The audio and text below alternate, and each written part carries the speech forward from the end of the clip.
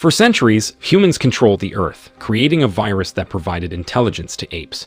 But this virus has also caused humans to lose their intelligence and the ability to speak. This caused a war between humans and apes, but there was an ape that could make humans and apes live in harmony. His name was Caesar. But Caesar had died, and the other apes were carrying out the last ritual to commemorate Caesar. Many generations after Caesar's death, one day, there were 3 young apes climbing the highest cliff to look for eagle eggs. Those apes were Noah, Anaya, and Suna. They got 3 eagle eggs, but according to their tradition, they had to leave 1 egg. They needed those eggs for a coming-of-age ceremony. Noah didn't get the egg, but he happened to see another nest on the highest cliff, the most difficult to reach, but he still climbed the cliff. Noah almost fell, but he finally managed to get the egg. They were shocked to find the blanket on the horse they were riding on was missing. Turns out, the blanket was taken by someone. They chased that person, arriving near the valley. Actually, they were forbidden to cross the valley, but Anea took the courage to take the blanket that was hanging on. There was blood on the blanket, but it wasn't ape's blood. It was human blood, which they called echoes. Arriving at the village, the villagers greeted them happily. Noah's mother was also happy to see her son succeed in getting an eagle's egg on the highest cliff. The mother told Noah to meet his father, who was an ornithologist. Noah's father was proud of his son, who succeeded in climbing the highest cliff, but he sniffed the smell of human blood on Noah's blanket. The Apes clans thought that humans were enemies, so Noah's father sent his soldier to find the human. At night, Noah was repairing his mother's fish dryer. He was shocked to see a human scavenger in the hut. The human stole their fish, and worse, Noah's egg was broken because of the human. Afraid that his father would be disappointed, Noah decided to look for a new egg that same night. Noah went looking for a replacement egg, but that night he heard noises coming from the forest. When he checked it, Noah found lots of apes killed, and he didn't know them. It was Noah's father's troops who had killed them, and suddenly, another troop came over. Noah was hiding, finding out that the troop was led by a gorilla. They came here to look for humans. Unfortunately, Noah's horse came out, so the troop used it to look for Noah's clan. The troops led by the gorilla slaughtered all of Noah's clan using their electric shock device. Noah's father asked Noah to help, and Noah rushed upstairs. Noah and his father freed all the eagles. Then the gorilla came, causing the fight unavoidable. In that fight, Noah fell from a height, electrocuted by the gorilla. When Noah woke up, Noah found himself alone. There was no one else in his village, even his father had died. Of course, Noah was so sad, and he immediately buried his father, while promising to bring all his clan back home. On his way, Noah was followed by his father's eagle, and he found his mother's clothes on the road. This was Noah's first time to see the outside world. The eagle always followed Noah, but it didn't make friends with him. Noah continued his journey, seeing smoke on a cliff, then immediately checked it. It led Noah to a place where he met an orangutan named Raka. Noah explained that his entire clan had been murdered by a raider tribe of apes. Raka said his friend was also murdered by the troops. Then Raka showed a book to Noah. Turns out Raka was a follower of Caesar. Raka explained that Caesar was kind, uniting humans and apes. Caesar was the leader of all the Apes clan from ancient times, and Raka was one of Caesar's followers. But unfortunately, all of Caesar's followers had been slaughtered, and he was the only one left. Noah told Raka that he had seen humans, and he thought humans were just annoying. But Raka said that there was a time when humans and apes lived side by side, and it was because of Caesar. At that time, they saw a human who often stole Noah's fish, and it seemed like the human followed Noah. That's why Raka decided to follow Noah's journey, because he really wanted to meet humans and study them. At night, when they were resting, the human came back, approaching Raka and Noah. Looked like the human was very hungry. Raka gave her food, and out of pity, Raka also gave her a blanket so that she wouldn't get cold. The situation has been reversed. The human has now become like an animal, while the animal actually has human-like characteristics. That night, Noah was walking around. Then he arrived at the observatory. There, Noah saw a telescope which could see stars. Noah didn't know anything, so he immediately looked into it and was very surprised by what he saw. The human also followed Noah, looked into the telescope, and gave the same reaction as Noah. Feeling that the human had something in common with him, Noah finally agreed to take the human along with them. On the way, they saw several herds of zebras, which they called striped horses. Suddenly, some humans appeared, drinking water in that place. They thought humans were almost extinct, but it turned out there were still many of them, living like the animals in the forest. Noah would still go looking for his clan, and Raka would stay here, giving Noah Caesar's necklace. Suddenly, a masked troop appears, immediately attacking the humans to look for the kid. Noah felt sorry for the kid who was being chased, so he wanted to help.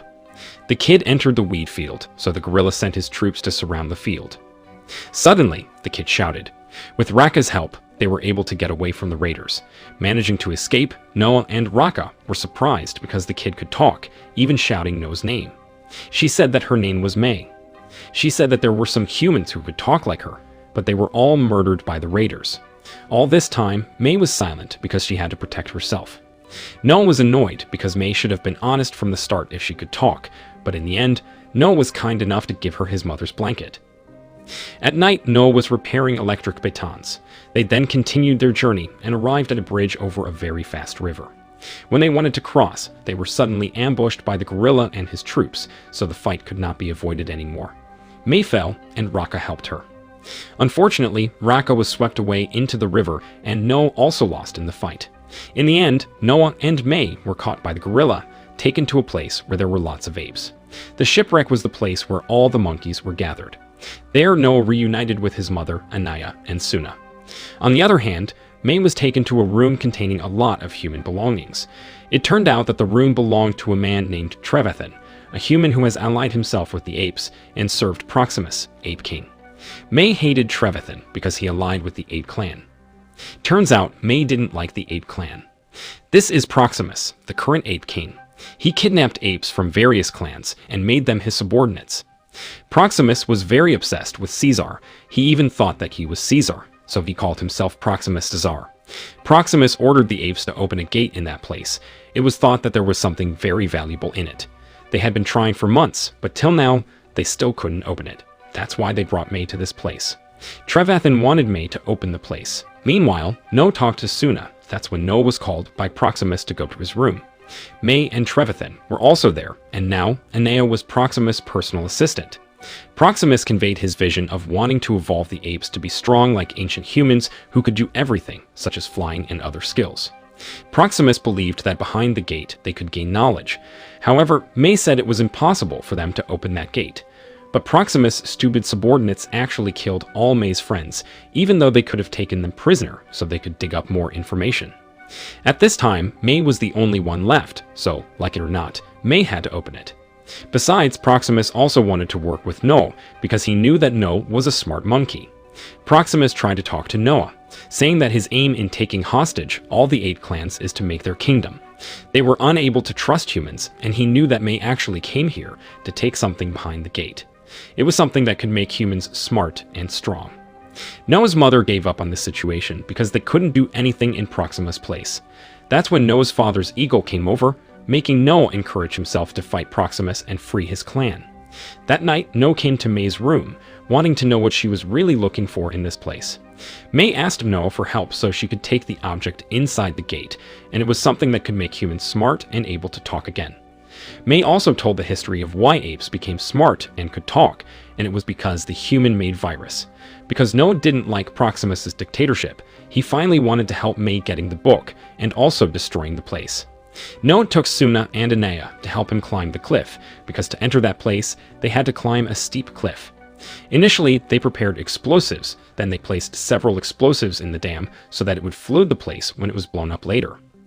Trevathan caught them, but May said that this place wasn't Trevathan's place. However, because Trevathan didn't want to cooperate, in the end, May was forced to strangle him. After placing the explosives, they went straight up the steep cliff, trying to enter the room. They entered through the air tunnel, and when they were looking around, it turned out that the place was a military base. May turned on the electricity in that place, making Noah and the others confused and amazed, because humans could build a place like this. Noah and the others then entered the children's play area, seeing toys and even a book that shows that, in the past, monkeys were only animals in the zoos. On the other hand, May managed to find the object she was looking for, a satellite key. Besides, she also found a gun.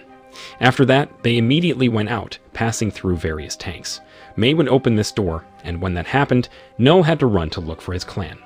They were greeted by Proximus, who was amazed to see this place. Here, Proximus was disappointed with Noah, who believed in humans, so Proximus was forced to kill Suna and Noah's clan. May shot Proximus' troops who wanted to kill Suna using her gun. This made Proximus amazed by the gun, and he let May go as long as he could get something like that in this place.